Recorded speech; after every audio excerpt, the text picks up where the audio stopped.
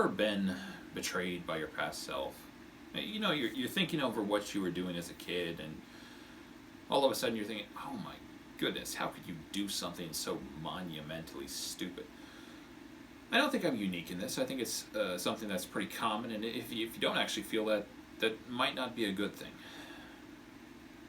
But it occurs to me to wonder, why is there this shift? Why is it that the thing we once thought was a good thing to do, or a smart thing to do, or funny, or in whatever case, we thought it was the thing to do at that point in time, why do we view it as being so idiotic now? I think in large part this has to do with perspective, and not just your priorities and the thing you orient your life towards, but also maybe the degree of foresight you might have when you're at that age, right? So, what is it that causes this to shift, I suppose, maybe would be the next question. I think there are a couple of things. One has to do with the development that children go through. Obviously, their brains are still developing all through childhood until they get into their 20s. I think 25 might be when it stops developing.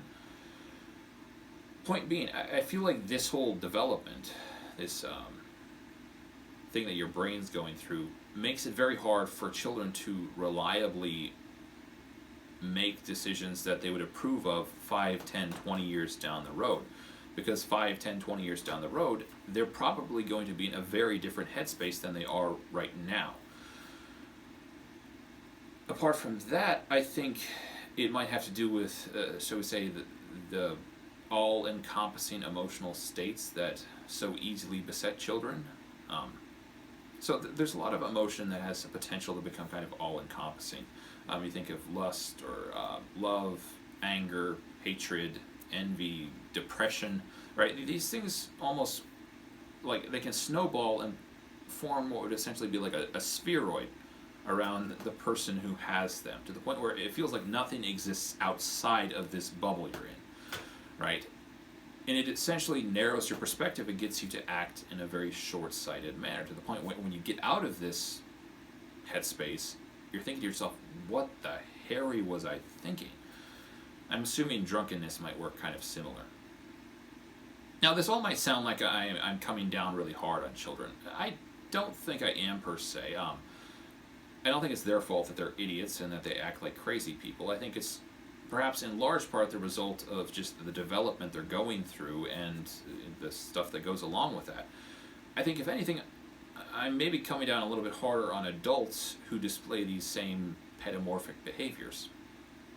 Yeah, you know how hard it is to work pedomorphic into a sentence? It's a word I picked up on a sitcom called Corner Gas, Canadian sitcom, really good. No laugh track, which is a positive in my mind.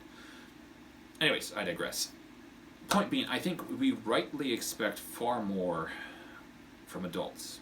We expect them to display a degree of emotional control, that emotions essentially become a thing that you can indulge in, but not something that you allow to overtake you. Or if you do, God forbid, get into a really weird headspace because something crazy happened that threw you off, that you're self-aware enough to realize that you're in a weird headspace, and self-restrained enough, that you have enough self-restraint, that is, to manage your urges until you can, stabilize to some extent. Apart from that, we also expect adults to have their priorities kind of figured out, and to have a degree of morality figured out as well, so that they don't harm other people.